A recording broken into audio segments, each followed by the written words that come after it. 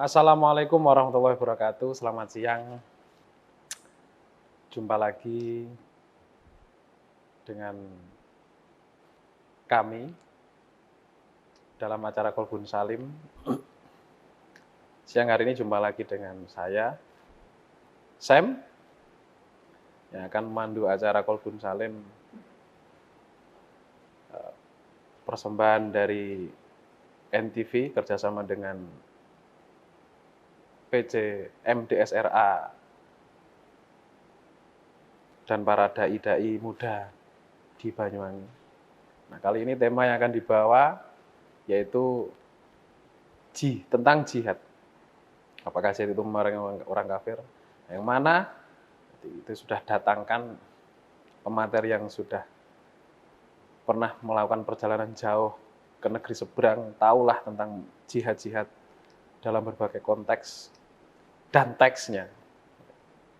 Substansinya untuk apa?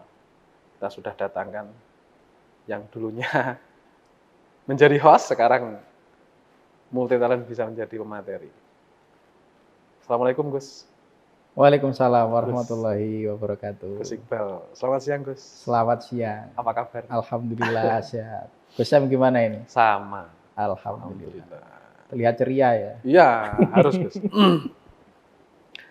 Kita temani, kita sajikan yang menarik-menarik Gus ya, tentang jihad nih Gus. Iya. Ini Gus, kemarin kita sudah sedikit ngobrol tentang jihad ya, dan ini sudah disusun misal beberapa tentang konsep jihad. Nih Gus. Sebelumnya Gus mau menyapa dulu, silakan Gus. Ya, terima kasih. Assalamualaikum warahmatullahi wabarakatuh. Bismillah, alhamdulillah, wala haula wala quwata illa billah. Amma ba'du. Terima kasih Ustadz Sam yang kali ini menemani saya, karena kita ini sama-sama host. Jadi kita ngobrol aja sebenarnya. Ini kita berdialog. Tapi yang mandu tetap saya, Gus. Tentang jihad ini ya. Yang mandu tetap saya. Oh iya. Pengemasannya saya. Monggo.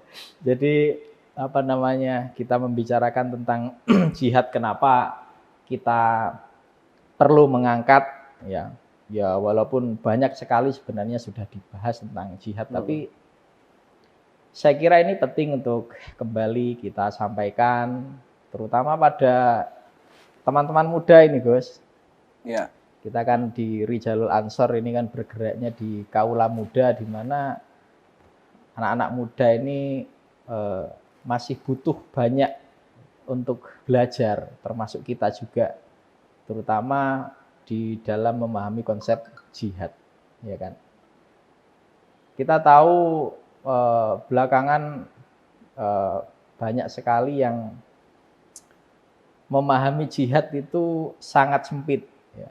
Padahal jihad itu maknanya sangat luas. Oke, nanti kita bahas Gus ya. Ya. Melihat fenomena sekarang sudah banyak peperangan, entah peperangan medsos atau peperangan apa, dunia sudah mulai kalut juga. Negara sana belum selesai perang. Nah, sekarang makna jihad sebenarnya apa, Gus? Iya. Ya itu tadi. Kalau kita mengulik kembali, menelisik kembali makna daripada jihad itu sendiri, berasal dari kata juhdun atau jahdun. Ya. Di dalam kamus-kamus bahasa Arab, berbagai kamus itu pada intinya bermuara pada dua makna. Yang pertama itu bermakna masyakoh, jahadah masyakoh. Jadi ada sesuatu kesukaran, kesulitan, sesuatu yang berat, sesuatu yang dianggap ya tidak mudah. Kemudian juhdun itu juga diartikan di dalam kamus itu at-toqoh. Di mana at-toqoh ini kita tahu merupakan suatu daya, upaya, kemampuan kita untuk melakukan sesuatu.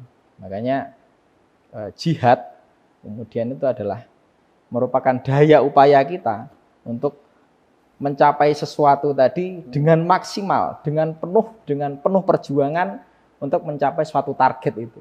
Sampai target yang kita harapkan itu tercapai. Gitu. Kalaupun tidak tercapai, daya upaya kita itu sampai penuh, sampai habis-habisan itu, makanya dikatakan jihad. Jadi at-toqoh, daya, kemampuan, seperti itu. Secara bahasa, di dalam kamus-kamus kita tahu.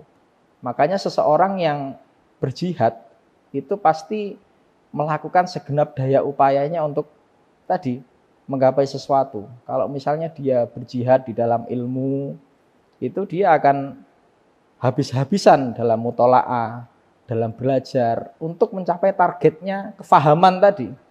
Nah, tidak mungkin orang belajar ingin paham, ingin mengerti sesuatu hanya sekedar santai-santai saja, tidak ada juhdun fil ilmi. Nah, itu harus sampai maksimal daya yang kita punya itu.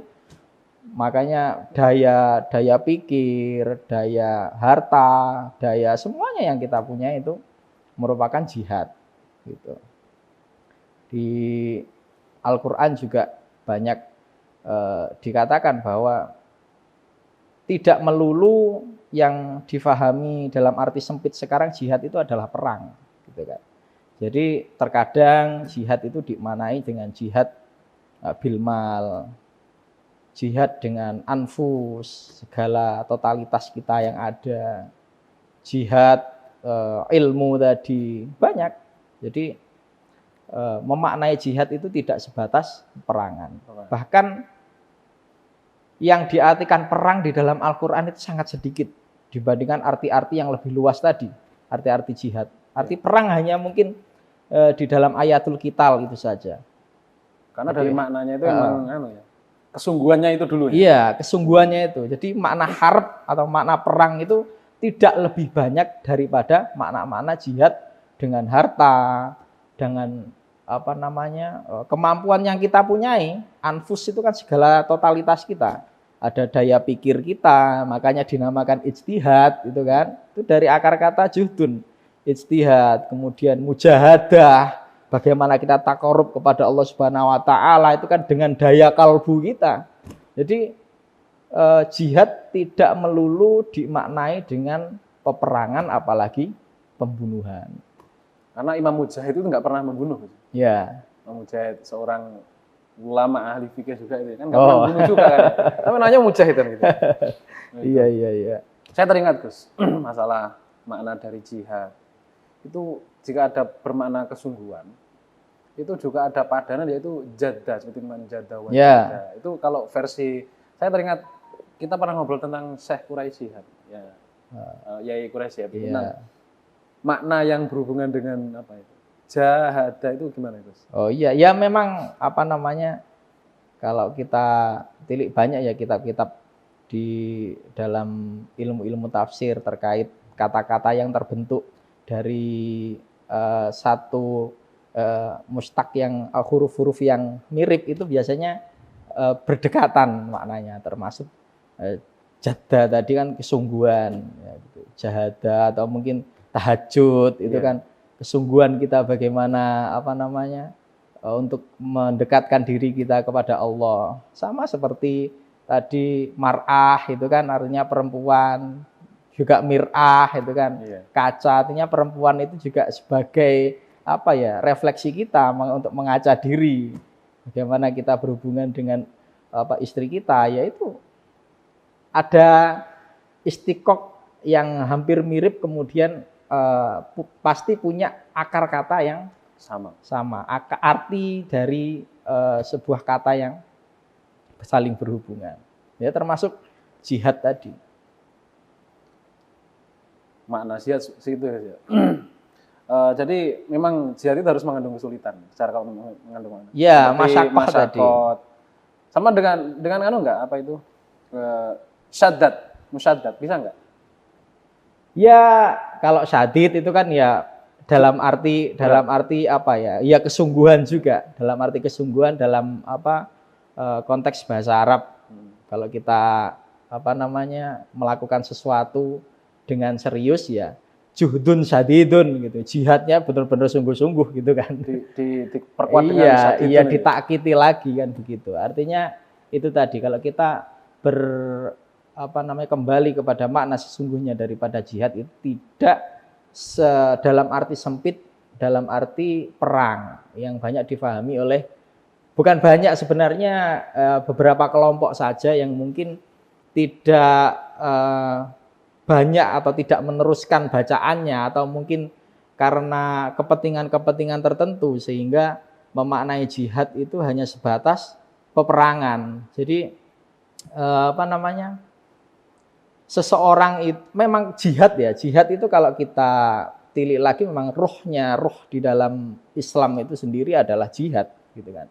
Bagaimana kita bisa semangat, bisa mengetahui agama kita, bisa mendapatkan ganjaran yang banyak, bisa kemudian mendapatkan balasan yang baik nanti di akhirat. Bagaimana jihad kita di dalam agama kita ini, terutama Islam. Makanya kalau hanya dipahami secara sempit jihad itu adalah peperangan, ya ini sangat naif sekali. Iya, memang jihad itu ada yang dimaknai perang, tapi makna yang lain itu lebih banyak. Tadi bibadzlir ruh, dengan bilmal, dengan anfus, bil ilmi, dengan apa saja, bil fikri, dengan apa saja. Orang bekerja setiap hari mencari nafkah itu juga merupakan jihad. Itu jihad yang luar biasa. Bagaimana kita harus menghidupi keluarga kita, orang lain. Kita jihad sekarang ini, jihad dengan ilmu, jihad dengan mencari kemaslahatan sosial dan lain sebagainya, itu jihad. Jadi tidak dibatasi hanya sekedar makna-makna peperangan. Jihad itu juga mepet-mepet dengan kata jahat. Jahat. Makanya. Nah, berarti orang yang beralasan untuk jihad tapi dia menyerang dan usil itu berarti bisa mendekati jahat. Bisa Gus ya? Bisa saja. Kalau dia itu makanya salah mempersepsikan arti jihad. Jadi jangan sampai jihad yang bermakna di dalam Islam itu mempunyai makna yang sangat agung, sangat istimewa, sangat indah, kemudian harus dirusak dengan pemahaman yang sangat sempit mengartikan bahwa jihad itu ya dengan peperangan atau bahkan dengan membunuh. Nah, kalau hanya dipersepsikan seperti itu, seperti yang dinarasikan kemudian oleh orang-orang Barat, ini jihad akhirnya menjadi konotasinya jahat, kekerasan, jahat. Konotasinya jahat. Jangan sampai jihad ini menjadi jahat yang ini kemudian benar-benar dinarasikan oleh orang-orang musuh-musuh Islam khususnya bahwa Islam itu jahat gitu kan. Ini buktinya konsep jihadnya mereka itu membunuh, perang, orang kafir langsung dibunuh kan. Kalau jahat kan bahasa Arab, kalau jihad itu bahasa Arab, kalau jahat sudah dikonversi ke bahasa Indonesia. Oke, Gus, kita lanjutkan pembahasan nanti, kita carikan referensi yang pas, kita break sebentar, kita lanjutkan nanti. Terima kasih pemirsa, kita break sebentar, kita lanjutkan dengan pembahasan nanti di sesi kedua. Terima kasih.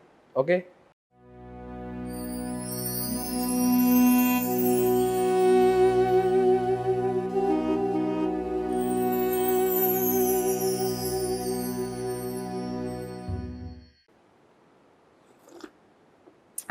Alhamdulillah. Baik pemirsa, saudara-saudara dan dulur-dulur semuanya, pemirsa, penonton, semuanya saja, mulai dari yang terlihat sampai tidak terlihat, kembali lagi bersama Sam di sini dalam acara Qalbun Salim. Temanya tentang jihad yang sudah dijelaskan oleh Gus Bas. Sekarang masuk sesi 2, yaitu pergeseran mana jihad, Gus. Nah, sekarang jihad banyak bergeser-geser, yaitu tadi seperti lanjutan dari yang jihad dimaknai perang. Jihad. Nah, itu gimana, Gus? Monggo. Iya, ya itu tadi. Artinya seringnya kita karena tidak meneruskan bacaan kita atau gampang terpengaruh ya dengan lingkungan-lingkungan, terutama orang-orang yang lebih bersikap tekstualis. Ya. Kemudian mempersempit makna jihad itu hanya sekedar perang, sehingga yang kalau kita katakan tadi ruh dari Islam itu adalah jihad, maka kita harus berperang dan yang diperangi itu adalah orang kafir.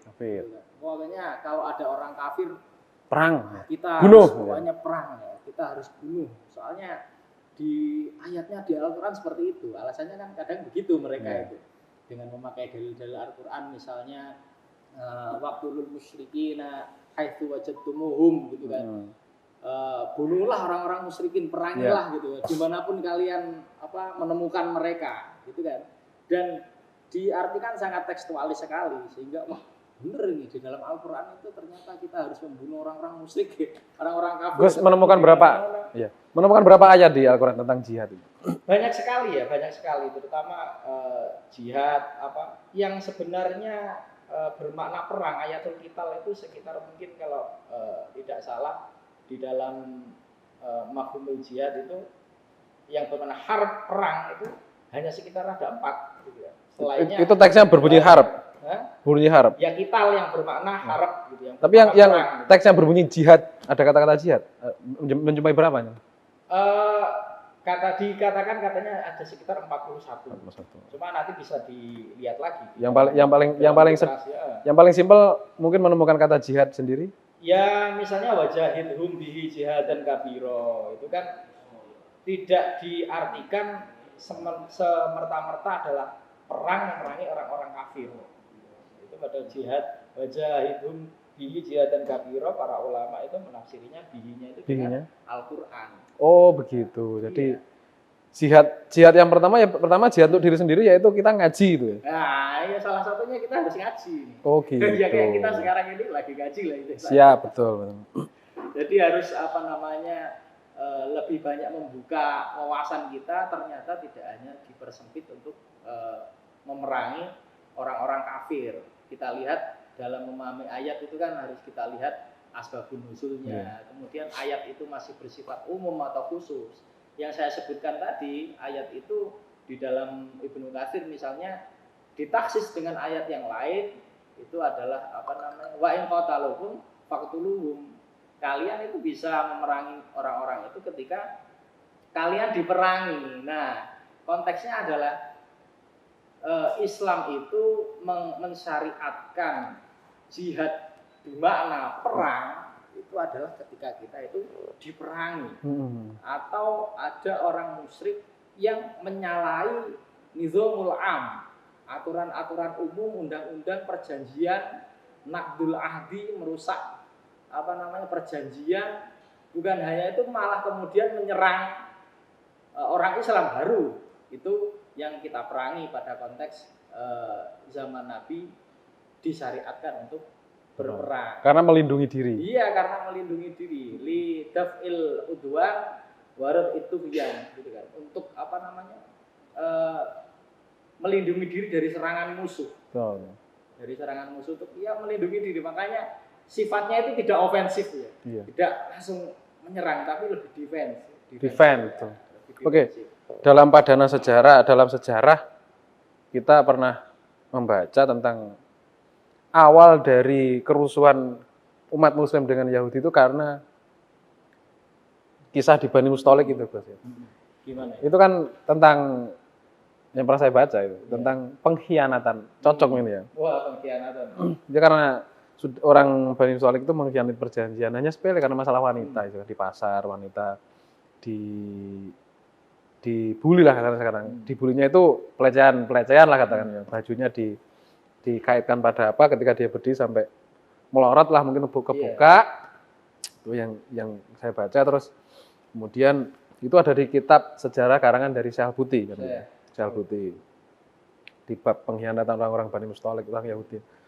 Itu akhirnya terus si wanita itu berteriak, ada orang Muslim tahu, mendengar, itu diserang, dibunuh orangnya itu. Terus orang Yahudi nggak terima, dibalas lagi dibunuh. Akhirnya terus orang Muslim gerutu tadi. Jadi karena masalah perempuan bisa geger jadi perang. Itu awal dari. Tapi gimana pendapatnya orang Barat tentang Yahudi? Nah itu dia.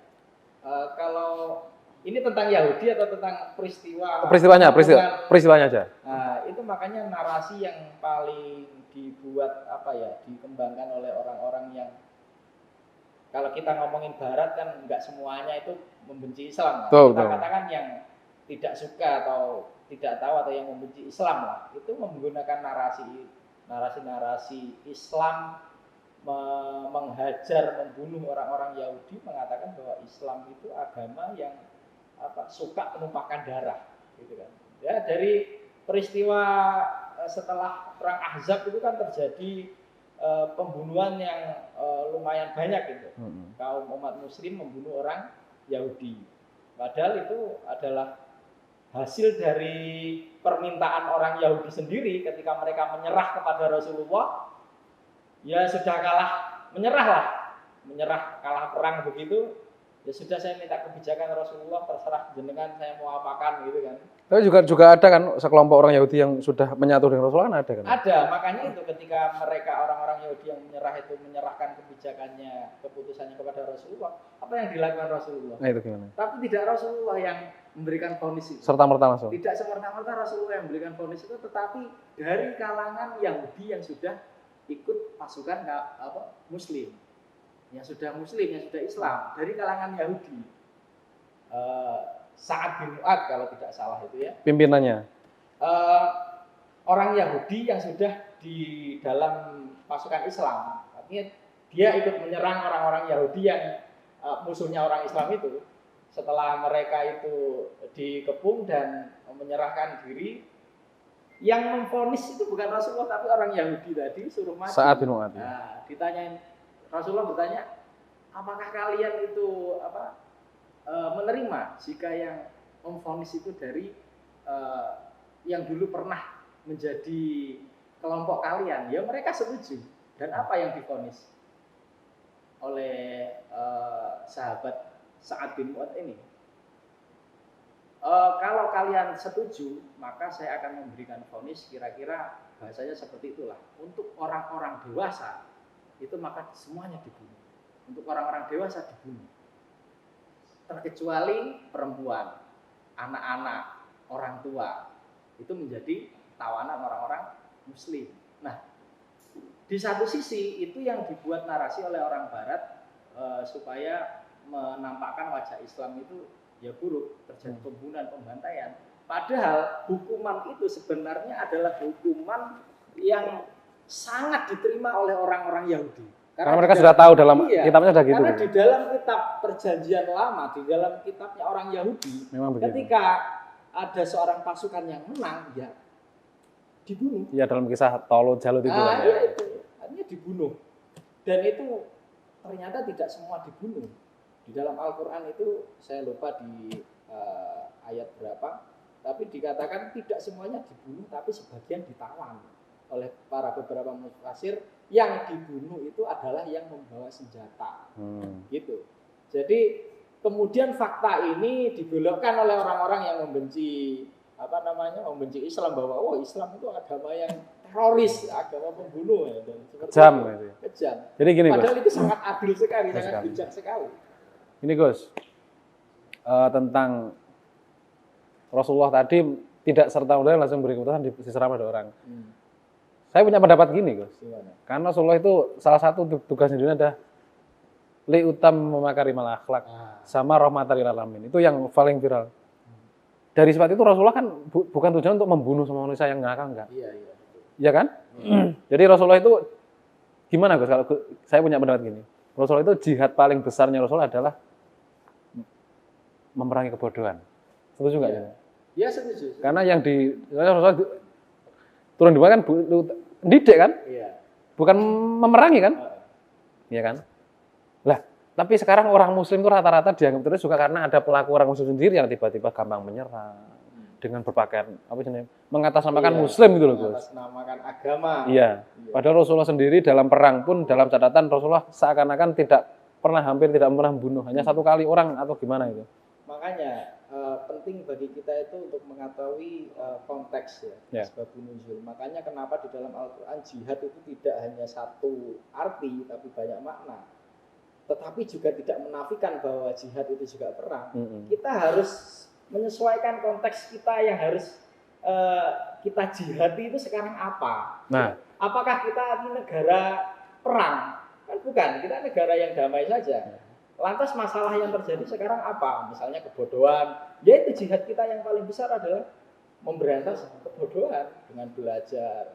Apa misalnya lagi jihad yang sekarang yang paling penting mengentaskan kemiskinan, itu juga jihad. Jadi tidak dimaknai perang lah, kita negara damai, kecuali kita negara perang waktu dulu kita dijajah Inggris misalnya, kemudian ada resolusi jihad, itu menjadi kewajiban bagi setiap warga negara kita untuk berperang. Gitu. Nah, sekarang kan banyak fitnah medsos. Nah. Jihad yang paling pas di fitnah medsos. Iya. Ini bahas sekarang atau nanti, Gus? Boleh, kita Boleh sekarang. nanti aja. Nanti aja. Iya, okay. Dari pembelaan-pembelaan tentang makna jihad tadi, sekarang banyak orang mengatakan jihad itu ya perang, karena sekarang kan sudah zamannya medsos, dan rata-rata sekarang orang itu sudah diperbudak oleh KHP itu kan, dan berita-berita yang muncul ya seperti saudara kita di timur itu yang ditunjukkan yang isinya yang keras saja itu. Perbuatan baiknya jarang itu memang ada kesengajaan mungkin, pengadu itu ya. Iya ada ya kan. Makanya itu juga disebutkan itu seingat saya. Jadi lawan kata dari jihad itu ya, bukan lawan kata, ada satu oposisi kata di sana, irjaf. Irjaf itu ada orang-orang itu murjifun. Di Madinah itu ada murjifun. Pernah dengar tidak ya? Belum. Murjifun itu adalah orang-orang yang menyebarkan fitnah, berita-berita bohong, hoax, okay, untuk membuat kekacauan. Nah, kemudian menjadi sebuah teror, menjadi merusak tatanan, itu murjifun. Gitu. Berarti itu yang harus dijihati, Gus.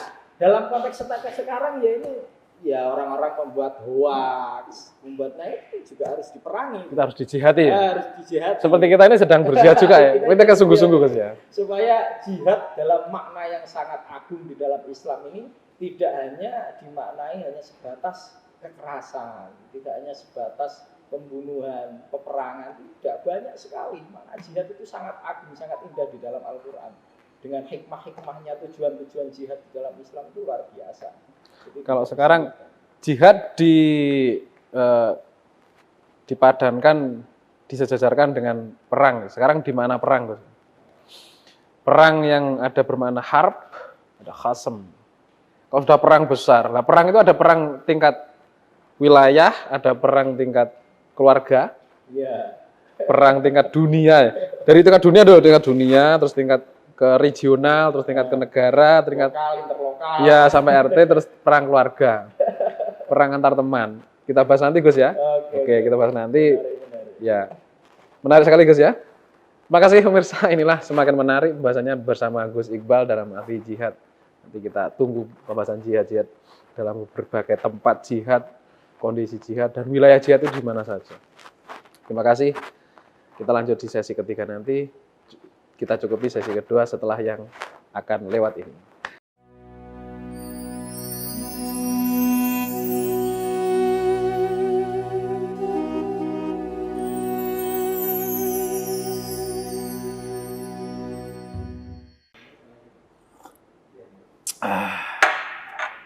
Jangan lupa ngopi.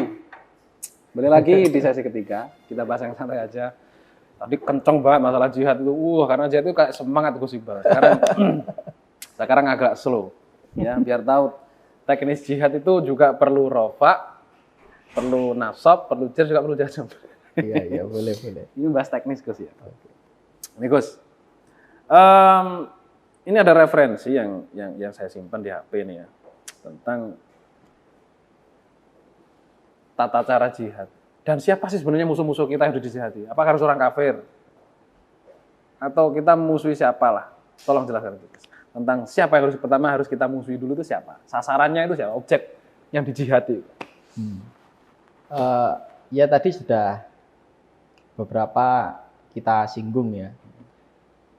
Terkait makna jihad, kemudian harus seperti apa, yang kemudian itu adalah intinya itu ada dua.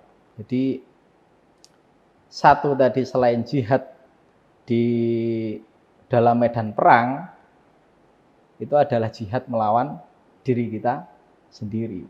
Makanya setelah ada satu riwayat itu kan, setelah Rasul itu kembali dari perang, itu kan mengatakan Rasulullah itu roja'ana minal jihadil asghar ila jihadil akbar. Ya, itu setelah perang Badar. Nah, kemudian sahabat tanya, apa jihad yang lebih besar itu ya Rasulullah? Katanya adalah jihad melawan hawa nafsu. Oke, itu salah satu musuh nafsu. Nah, terus ada musuh yang Gus.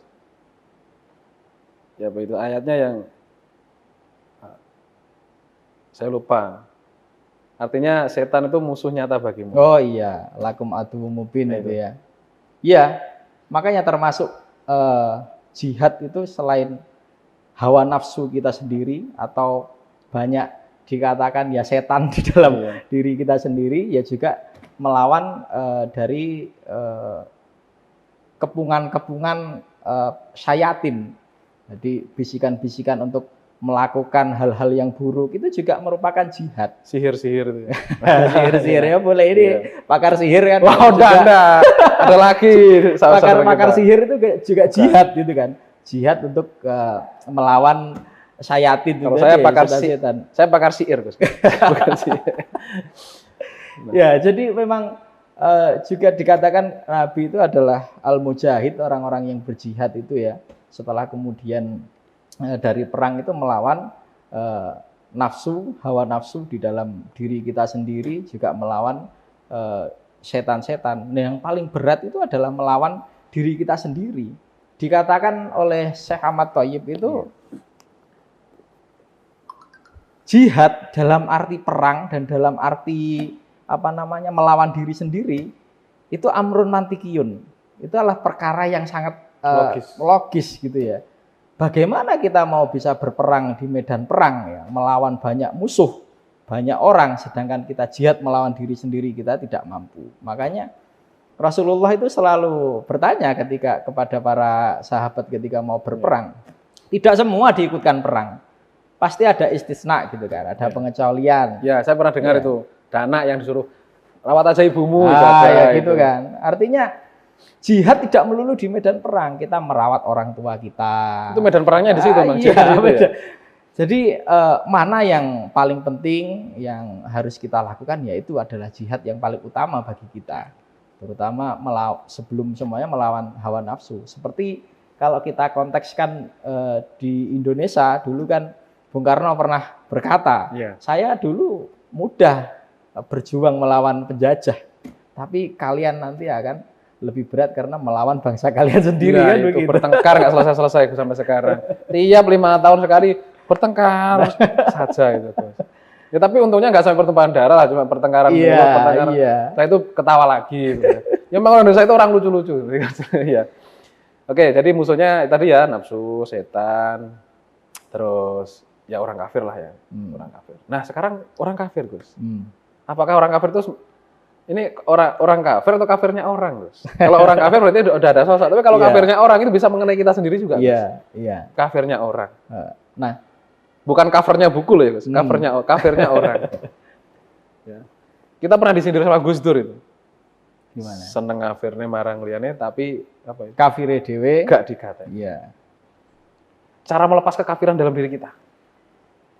Baik, ini sebenarnya teknis, Gus ini, Gus. Cara melepas kekafiran, tapi konteksnya tadi adalah kafir, gitu. Kafir atau orangnya.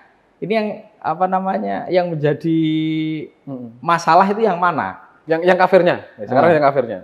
Sebelum kita tadi di pertanyaan kafire dewe. Kalau kafire dewe tentu kita akan melawan segala hal sesuatu yang menutup diri kita untuk bisa mengenal kepada Allah. Untuk melakukan kebaikan, itu kita tertahan dan lain sebagainya. Itu kafir dalam arti kita tidak mensyukuri nikmat, tidak memberikan sesuatu yang baik di dalam diri kita. Dalam arti itu, tapi kafir dalam arti akidah yang kemudian itu menjadi sasaran orang-orang yang salah paham kemudian untuk dibunuh, itu sebenarnya juga sangat disalahpahami. Kafir secara akidah bahwa semua orang musyrik yang ayat yang kita tadi sampaikan, bunuhlah orang-orang musyrik dimanapun kalian berada, itu adalah konteksnya orang-orang kafir yang menyalahi nizamul am atau orang-orang yang naqdul ahdi, yang merusak perjanjian. Nyatanya di dalam perang itu tidak semua orang kafir dibunuh sama Nabi. Yaitu dalil yang paling jelas adalah ketika para musuh-musuh dikalahkan oleh Rasulullah, tidak semuanya dibunuh. Ada seorang perempuan, anak-anak, orang tua tidak dibunuh. Mereka kan juga orang kafir. Tapi kenapa tidak dibunuh? Ya, jadi kafir mustakman itu ya. Yang intinya yang diserang itu adalah apa namanya? Ya kita pembangkang itu adalah rod'ul tuhyan. Jadi kita karena pembangkangan mereka, karena perilaku merusak mereka, perjanjian, merusak perilaku yang merusak mereka, dan karena apa namanya daf'ul udwan, karena serangan mereka terhadap orang Muslim. Nyatanya di ayat-ayat Makkiyah, ya kan, itu Kanjeng Nabi kurang apa coba dimusuhi, tetapi masih belum diizinkan oleh Allah untuk menjadi perang berdasarkan izin. Nah itu bukan karpe diem itu. Oh iya. Memang perang itu karepnya Gusti Allah berarti ya. Ya. Karepnya sendiri. Makanya sesuai konteksnya. Betul. Jadi kita harus memahami konteksnya tadi. Lah sekarang kalau konteksnya kita sekarang tidak lagi negara perang, ya kita memerangi kafir dhewe tadi. Nah itu sekarang teknis memerangi kafir dhewe, jadi jihadun nafsi. Jihadun nafsi. Teknisnya gimana Gus? Memerangi kita sendiri. Apa kita harus bunuh diri? Ya tidak tadi. Atau bunuh diri atau membunuh diri kita? Tidak. Ya kita justru harus mengembangkan diri kita. Dengan cara, Gus, teknisnya?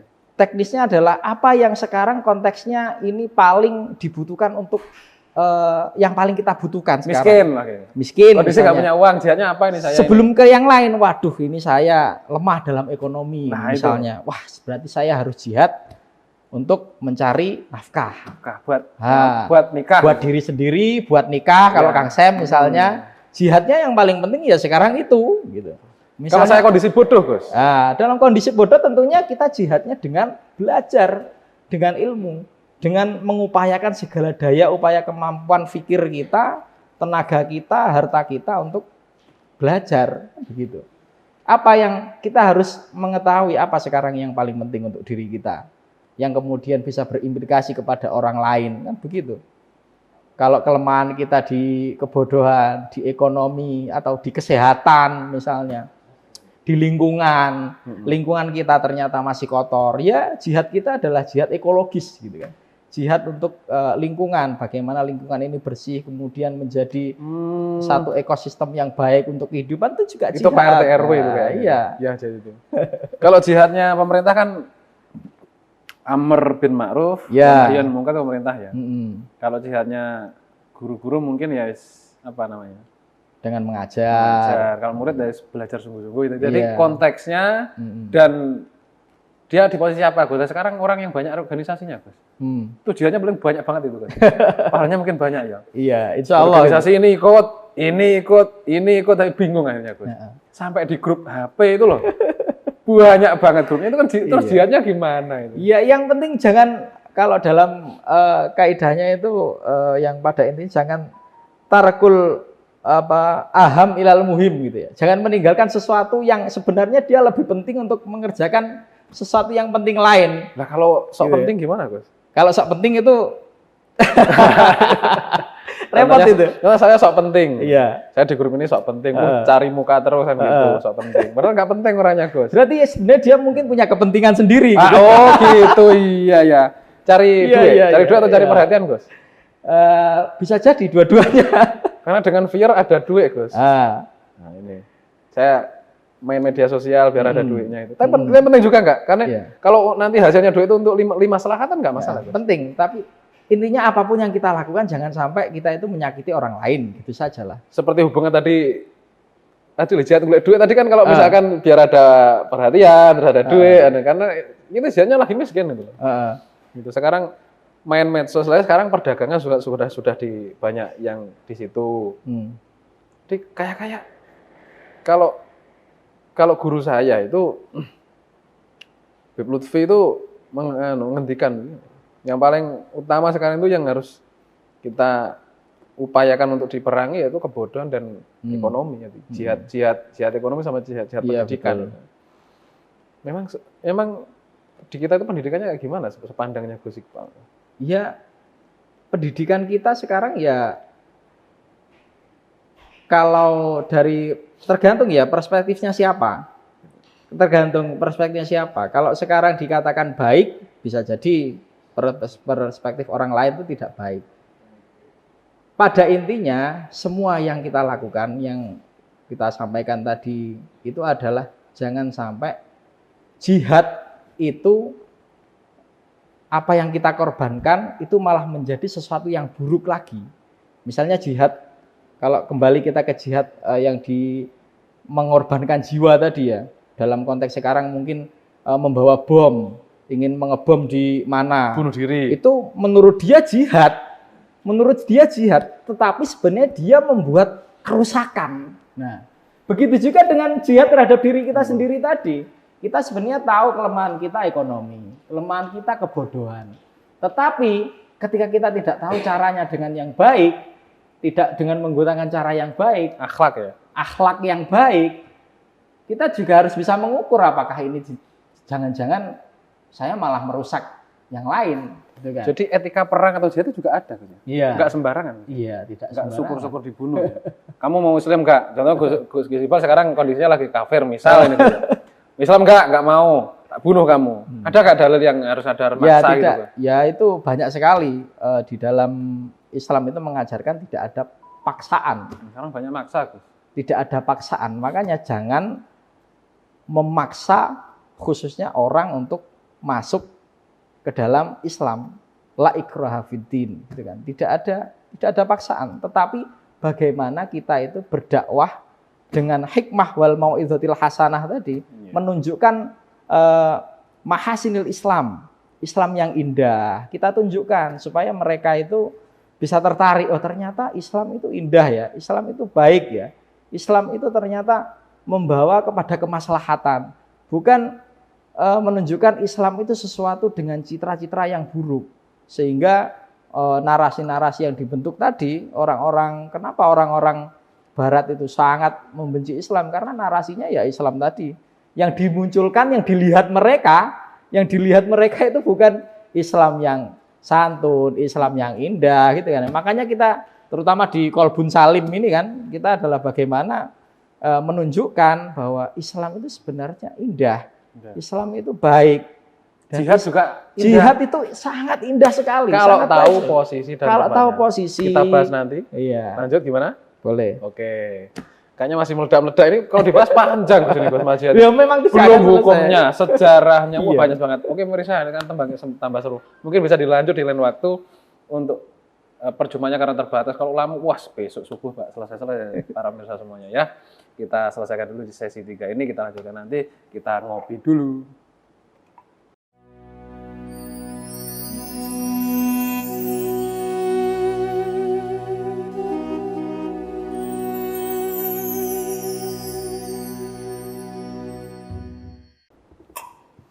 Baik, pemirsa, saudara, dulur semuanya, kembali lagi dalam acara Kolbun Salim, tema jihad yang masih bersama saya Sam dan Gus Iqbal dari Dai Muda Banyuwangi, Sekretaris MDSRA Banyuwangi bersama NTV. Baik, di sesi keempat ini agaknya kita akan mungkin penekanan jihad yang pas di masa kini itu apa sih? Saat ini jihadnya yang pas apa? Tapi banyak bidangnya sih sebenarnya, sekarang itu banyak bidangnya. Mari kita bahas. Gus, kita jadi penekanan Gus ya. Dari tadi dalilnya Rasulullah, dawuhnya Rasulullah setelah perang Badar tadi apa Gus? Masana minal jihadil asghar ila jihadil akbar. Perang-perang Palestina sebenarnya itu asghar Gus ya. Sekarang jihadul akbar, jihadul fi nafsi Gus. Nah, konteks untuk orang yang dia ada di posisi petani, apakah dia termasuk jihadul akbar? Nggak harus para pengebom yang terkenal ahli jihad, ahli perang, memerangi hawa nafsu, memerangi diri sendiri. Iya. Gimana, Gus? Iya. Ya, lagi-lagi tadi, kalau kita sudah memahami makna jihad, bahwa tidak dipersempit dengan makna perang, tapi banyak maknanya. Yang intinya adalah daya upaya kemampuan kita untuk mencapai sesuatu sampai daya upaya kita habis dan target yang kita ambil itu tercapai. Tapi target yang baik gitu ya. Termasuk petani. Petani itu merupakan jihad yang sangat besar. Bagaimana mereka itu bercocok tanam, katakan menanam padi. Itu berapa manusia nanti yang akan kemudian bisa mendapatkan kekuatan dari makanan yang mereka tanam. Jadi kalau di dalam syariat itu banyak tujuan-tujuan makosidnya gitu. Termasuk salah satunya menjaga jiwa dan jihadnya para petani, para pedagang, guru. Kayaknya yang lebih besar tuh guru, Gus. Ya. Termasuk kalau guru itu kan jihad ilmu. Ya. Wah, apalagi di dalam Al-Qur'an dan hadis bagaimana ilmu itu menjadi satu keutamaan yang sangat luar biasa.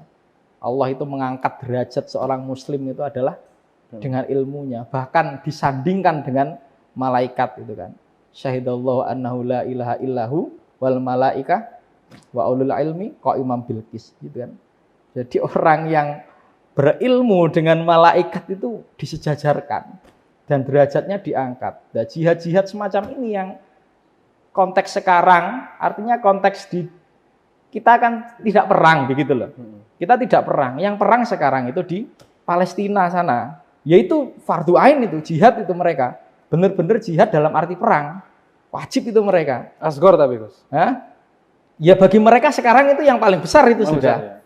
Ya. Itu bagaimana dia melawan ketakutannya sendiri untuk melawan musuh. Iya. Itu sudah luar biasa di sana benar-benar saya. Tetapi apakah kita yang di sini harus berangkat perang di sana?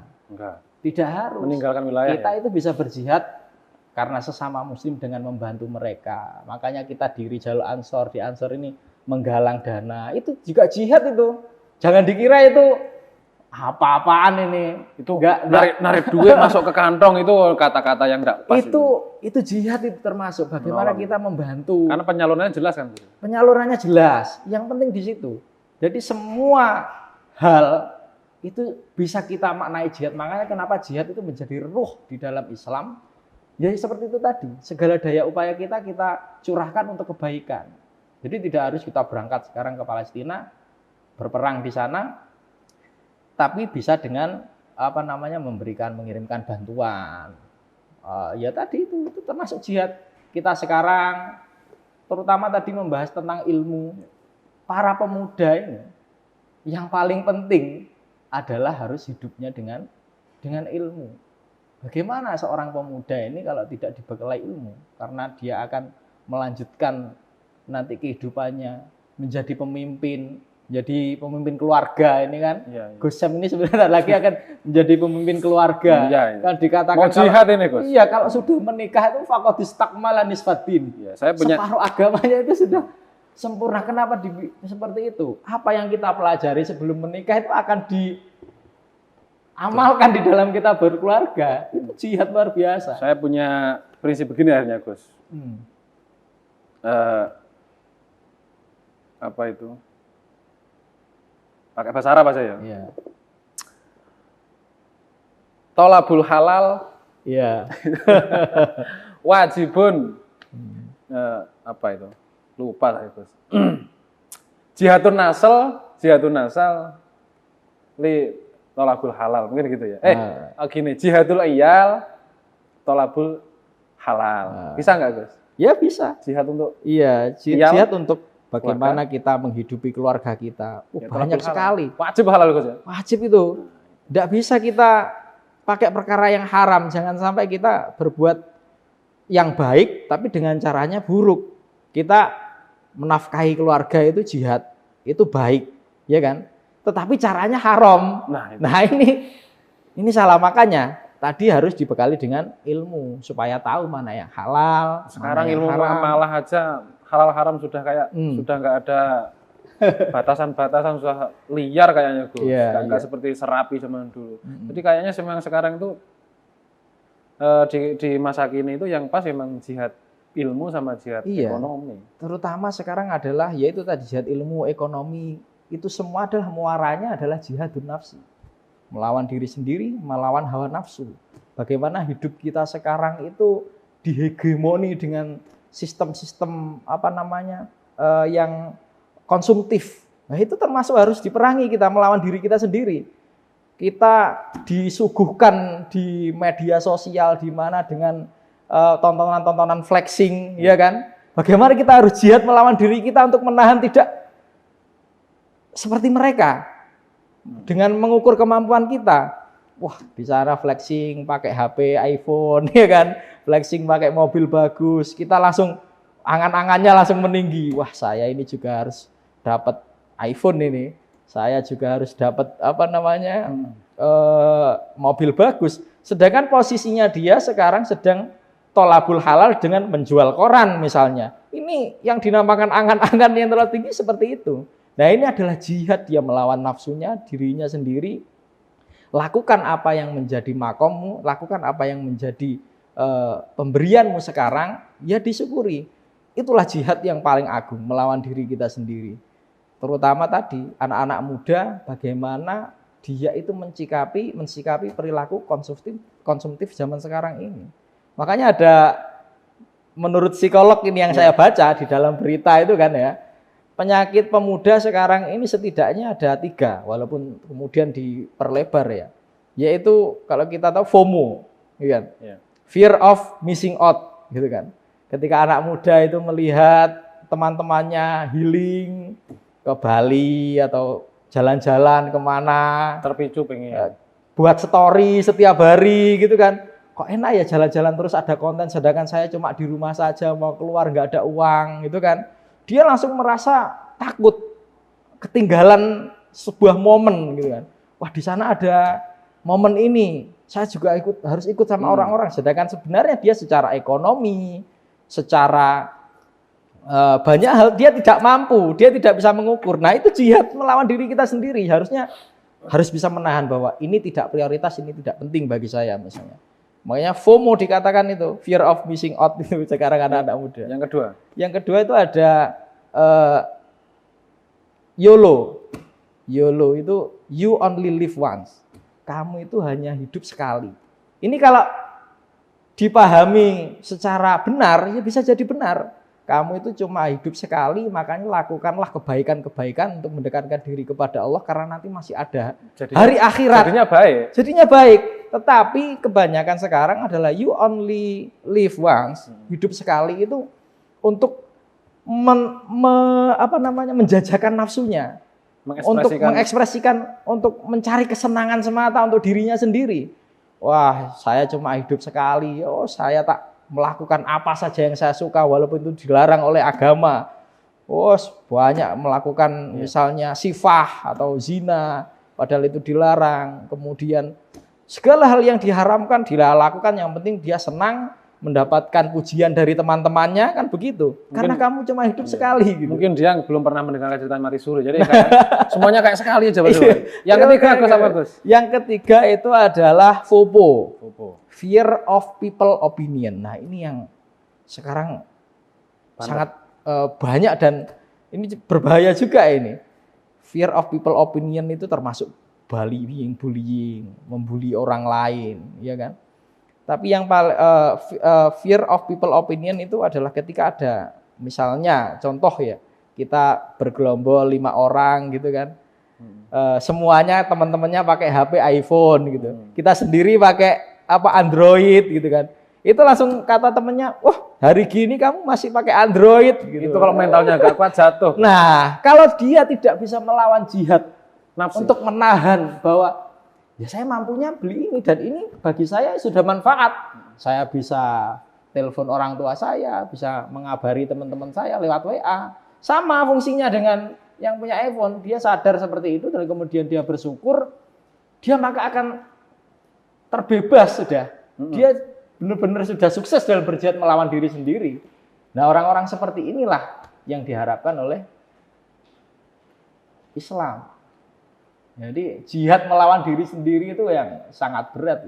Tapi faktanya Rasulullah itu setelah dari awal Rasulullah mau mengajarkan ilmu. Setelah perang ke Madinah, Fathul Makkah pun sudah nggak terjadi peperangan juga meneruskan masih ilmu. Jadi memang jihad yang paling besar itu kayaknya ilmu. Paling ilmu. Seperti Kaisar Jepang. Iya. Tahun 45 setelah dibom Jepang, hancur semua. Iya. Petani yang jihad di taninya Iya. mati. Yang jihad di lautan, nelayan mati. Terus dia tanya, ada berapa guru yang masih hidup? Nah, berarti memang untuk membangkitkan. Makanya. Jadi Jepang seakan-akan itu membangkit dari awal lagi dari guru. Sekarang guru itu penting lah. Sudah cocok lah paling. Jadi kita juga jihad ilmu kok, ini bahas ilmu kan. Kita nggak jihad nggak anu ya. Jadi mari kita cukupi saja Gus ya. Sudah ya. Habis ini waktunya ya. Kita simpulkan ya ini ya. Baik pemirsa, mana jihad tadi sudah dijelaskan oleh Gus. Jadi kesimpulan tentang jihad apa Gus? Ya itu tadi. Sekelumit saja bahwa jihad itu jangan dimaknai sempit dengan berperang. Tuh, dengarkan. Jihad itu maknanya sangat banyak. Yang mempunyai arti dasar tadi adalah at-toqoh, daya upaya kemampuan kita untuk mencapai segala sesuatu. Apapun itu yang kita lakukan untuk mencapai target yang baik dengan mutkinan sungguh-sungguh, maka itu juga termasuk jihad dengan melihat konteks apa yang wajib bagi kita sekarang. Nah, pemuda di zaman ini itu tadi dikatakan harus berjihad dengan ilmu, melawan diri sendiri supaya dia itu merdeka dengan dirinya sendiri. Hidupnya pemuda itu adalah dengan ilmu. Gitu kira-kira. Oke, sekian. Sudah jelas sekali Mas Asyad. Jadi jihad tidak perlu perang, saudara-saudaraku semuanya. Tidak terus yang ahli ngebom terus ahli jihad, bukan.